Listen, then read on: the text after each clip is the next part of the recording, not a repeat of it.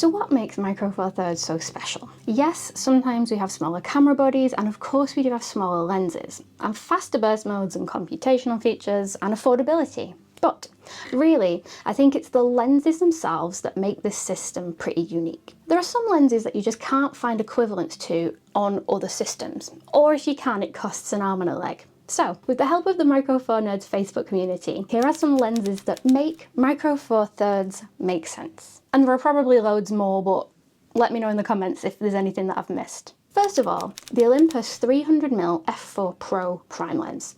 It's larger and it's pretty pricey, but you can pick it up for around £2,000 and it weighs 1,270 grams. It's a lot, but when you consider the full frame alternatives, the Nikon Z600 lens is £12,000, weighs 3 kilograms, and the Sony equivalent is also 12 grand. Now, I know there are benefits to full frame, of course, and equivalency, yes, all that good stuff, but I think this is definitely one lens that makes the Micro Four Thirds system make sense. So what else? The Lumix 35-100 f2.8 and the Lumix 35-100 4-5.6. Let's look at the 2.8 constant one first. Now, with its internal focusing, it has to be one of the smallest 70-200mm equivalent lenses around. The only other one that I think is smaller is the Pentax Q1, which is literally ridiculous. But of course, the sensor on that camera is a heck of a lot smaller as well. With this 35-100, I managed to smuggle it into an NFL game and a Skunk Anansi gig,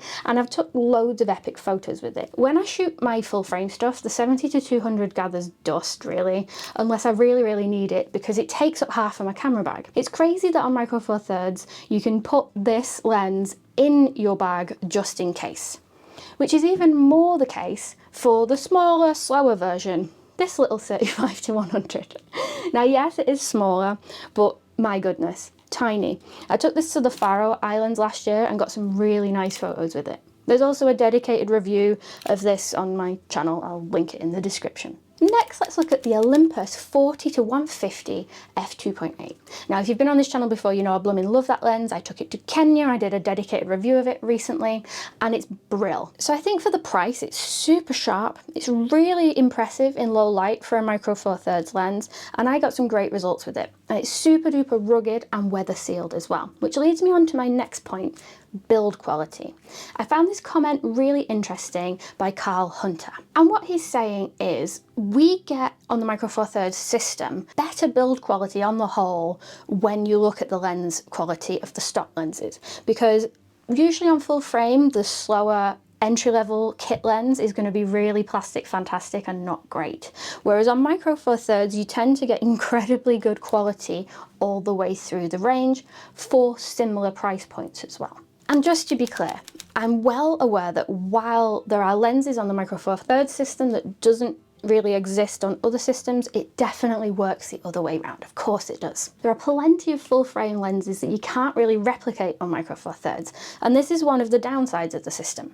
For example, if you want a really fast portrait prime lens like the Sigma 85mm f1.4, which I shoot on my L-mount full frame camera when I do weddings, it's really great for portraiture and very shallow depth of field. Now, just to talk about equivalency again, everyone's favourite subject. The general rule for aperture to replicate the bokeh and the depth of field is to times it by 2.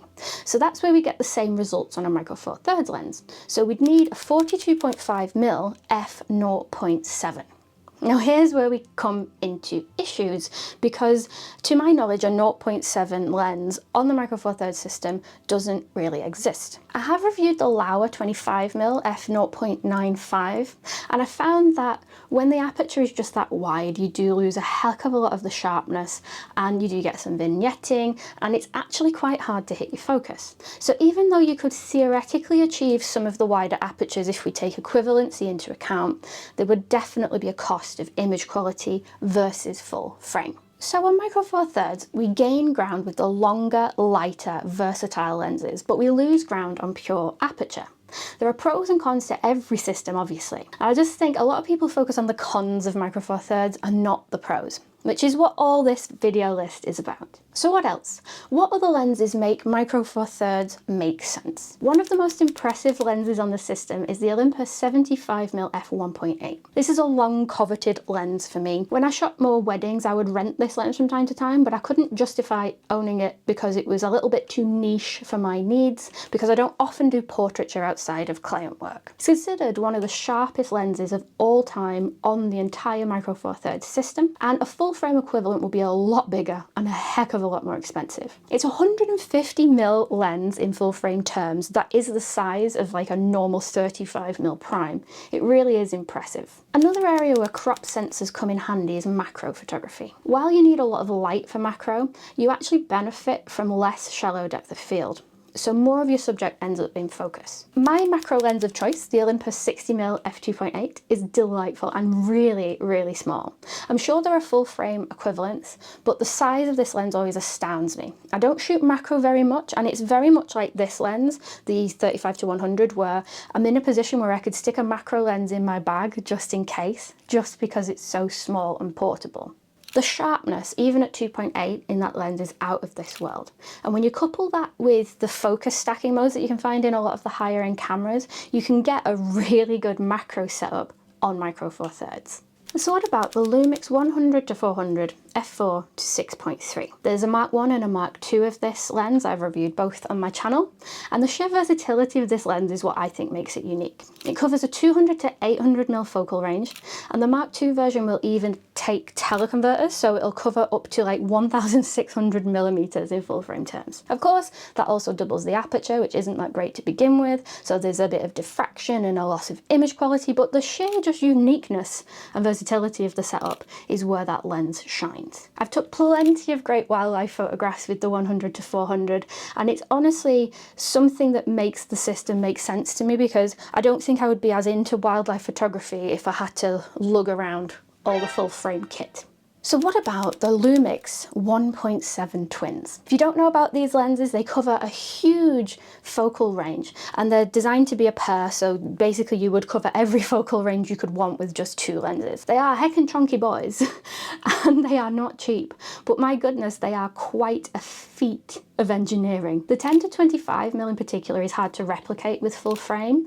There are very few 24-50 f2 lenses around, which would be the equivalent, and none of them go that wide. I think those lenses are very niche because they do go against the small and light ethics of the Micro Four Thirds system, but just because of what they're capable of is really impressive. When I reviewed them, I said it was basically the equivalent of covering every single prime lens in all of those focal lengths, from 10mm to 50mm in Micro Four Thirds terms, or 20 to 100mm in full frame terms, but only using these two lenses that you don't have to take off the camera.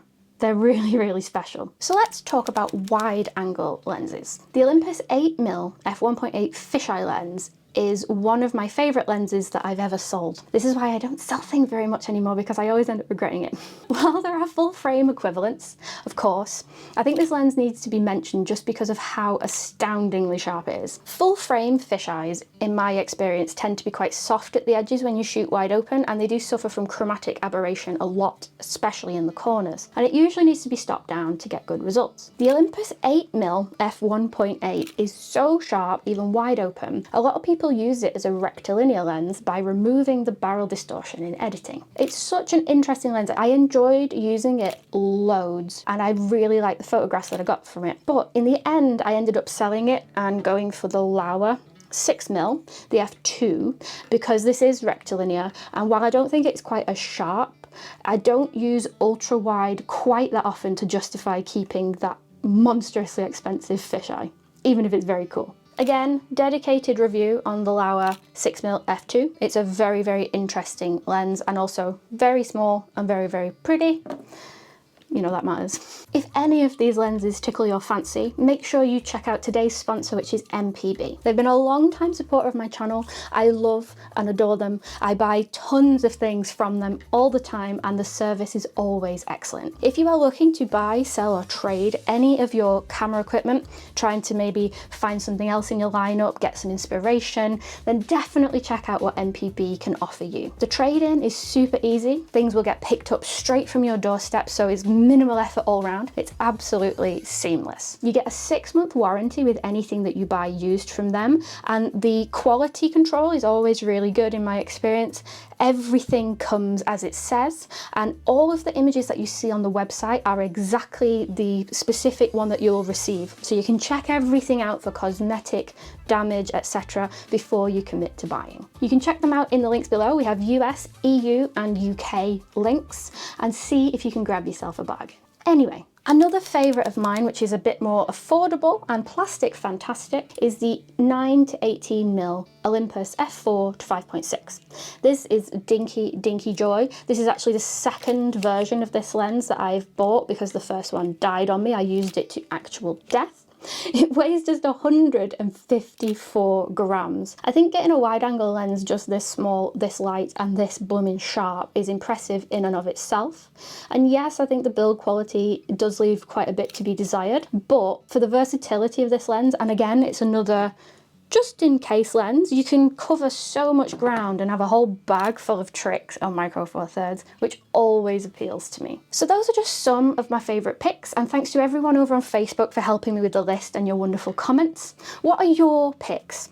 Let me know in the comments below. Which lenses do you think makes Micro Four Thirds make sense to you? And if it doesn't make sense, that's also fine. Watch some of these videos next, the dedicated review videos for some of the lenses that I've mentioned, and I can show you exactly why they're as awesome as I've said they are.